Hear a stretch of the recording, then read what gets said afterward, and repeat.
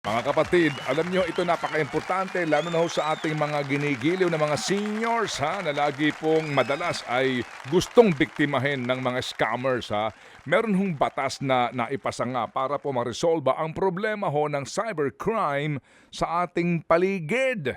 Ito po ay ang Anti-Financial Account Scamming Act o AFASA. Dahil nga po sa AFASA, labag sa batas ang mga gawain tulad ng money muling at social engineering schemes gaya po ng phishing. Ang AFASA po ay nagmamandato rin ng mas mabigat na responsibilidad sa Bangko Sentral ng Pilipinas o BSP at sa mga bangko mismo para nga protektahan ang publiko.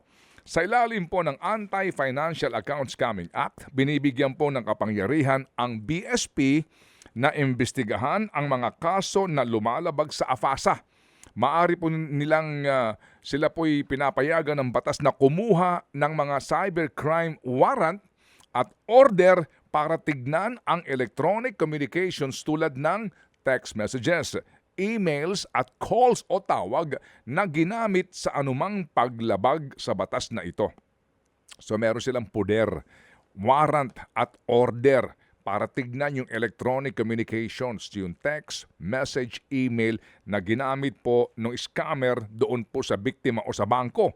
At maging mga tawag, para nga po sa mga bangko, kinakailangan pong meron silang cybersecurity systems sa kanilang banking apps. Halimbawa, dapat maayos ang kanilang multi-factor authentication process. Ulitin natin dapat maayos po ang kanilang multi-factor authentication process at fraud management system para masigurong hindi basta-basta makakapasok ang mga kriminal sa accounts ng kanilang mga biktima.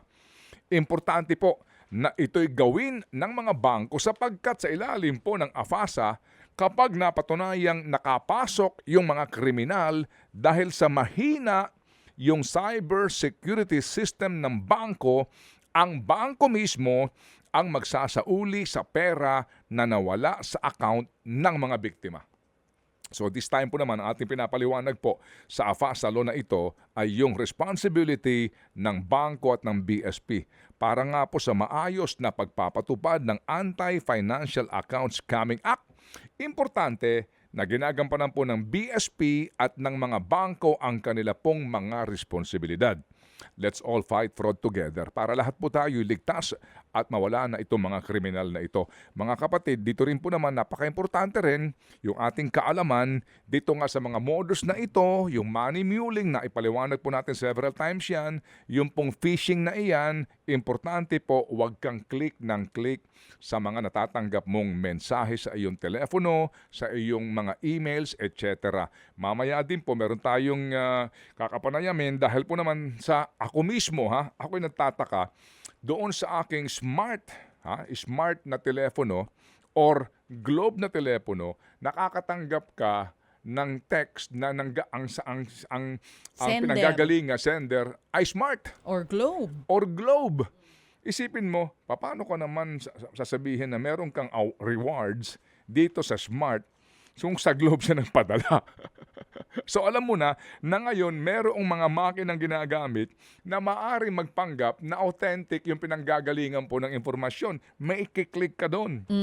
Na link. Na link. So pag yun pinindot mo, At doon na nagbigay ka ng magsisimula. impormasyon. Doon na magsisimula ang panloloko sa iyo. Yun na. Kaya mamaya po katuwang pong ating programa, ang ating himpilan para po labanan itong mga scammers na ito. Let's all fight fraud together.